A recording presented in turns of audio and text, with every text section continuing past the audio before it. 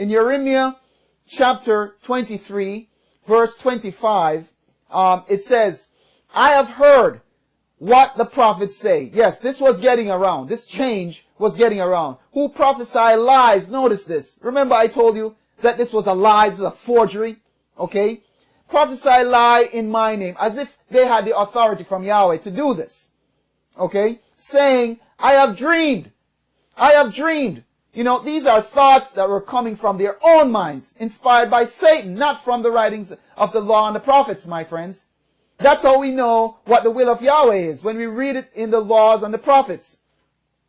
Verse 26, how long will this be in the heart of the prophets who prophesy lies? Okay? Or teach lies. Yes, they are prophets of the deceit of their own minds. This was deception. Verse 27. Notice what it says here. And this is going to make it clear. Who devise cause my people to forget my name. You see? This is exactly what the prophet was rebuking them for. Teaching the people not to pronounce the name Yahweh. Okay? That's what the intention was. That's what the objective would be. To forget Yahweh's name. Through their dreams. These thoughts that they come up with. Which they tell every man to his neighbor. Just as their fathers have forgotten my name for Baal. Okay? And if you notice, we're going to go into Baal, but you know, if you just look it up, any dictionary, and you see what the English translation for Baal is. Lord. And that's what the whole world is calling, is worshiping today, Lord. But even with all these facts and more, because there's tons of it, you know, there's so much reference sources that you can go to and see this stuff, you know. With all these facts and scriptures, the rabbis continue to call on Adonai, Elohim, God and Lord today, instead of Yahweh. They still claim that Yahweh's name is too holy to pronounce. And doing so would break, this is what they say, it would break the laws found in Exodus 20 verse 7, and Leviticus 24 verse 16. Where it tells us not to blaspheme Yahweh's name. But my friends, this is an obvious mistranslation of scripture. I mean, you know, these guys should be ashamed to even imply such a thing. How on earth could Yahweh charge a person for the sin of blasphemy for pronouncing his name? You know, when Yahweh actually commands us in the scriptures to pronounce his name. You know, that's just crazy. In Exodus 9, verse 16, look at what it says here. It says, and this is said under inspiration from Yahweh, as if Yahweh is speaking, is actually doing the speaking. Notice what it says. I have raised you up for this very purpose, that I might show you my power, and that my name, notice this, that my name might be proclaimed in all the earth. Can you tell me how you can proclaim a name that you cannot pronounce? Yahweh is actually asking us in Exodus 9 verse 16 to promote his name in all the earth. You know, the way a company promotes their brand name, okay, like Coke or Pepsi. But instead of doing this, instead of promoting Yahweh's great name, they buried it by teaching the people that it's too holy to be pronounced and not to pronounce it. And adding insult to injury, they choose instead to promote the name and titles of the Canaanite deities, Adonai and Elohim. You know, you can go to any Jewish synagogues on the Sabbath and you'll hear them saying, oh Elohim, oh Adonai.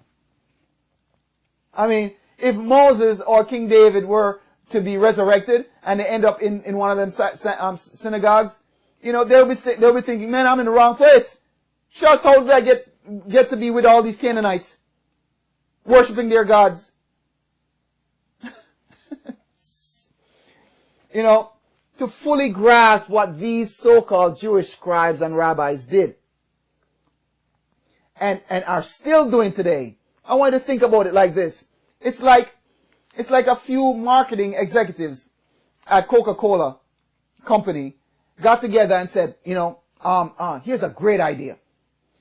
Let's not say or use the word Coke in our TV ads and our billboards.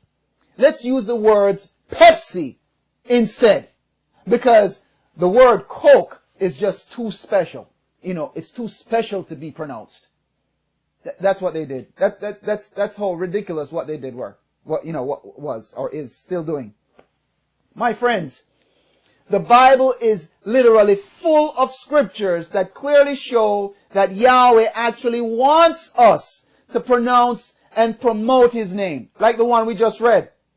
But there's more. I'll probably only have time for one. In II Chronicles, chapter 6, verse 20, chapter 6, verse 32, we'll see here where King Solomon, what he said during the dedication of the first temple.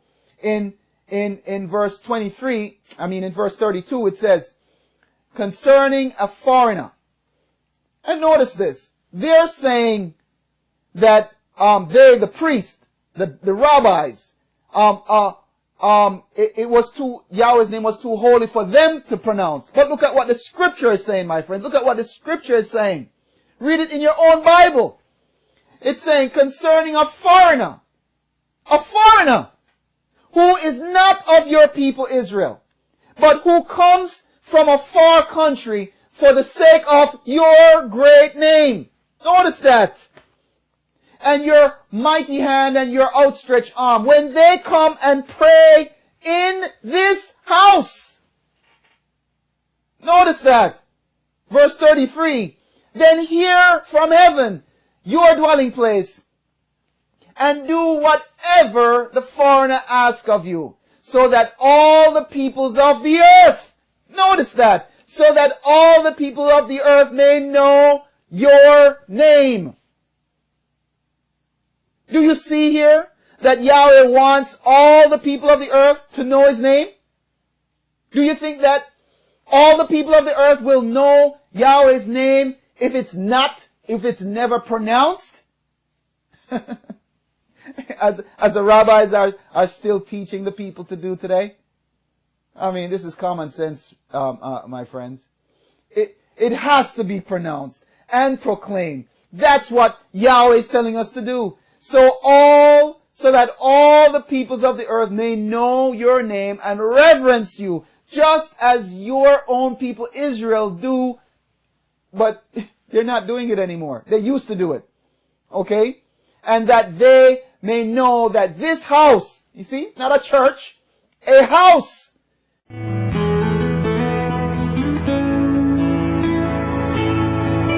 For more information, write The House of Yahweh. Yahweh is spelled Y-A-H-W-E-H. Post Office Box 2498, Abilene, Texas 79604. Or call toll-free at 1-800-613-9494. That's The House of Yahweh. P.O. Box 2498, Abilene, Texas 79604. Or call 1-800-613-9494. And don't forget to ask for our free monthly magazine, The Prophetic Word.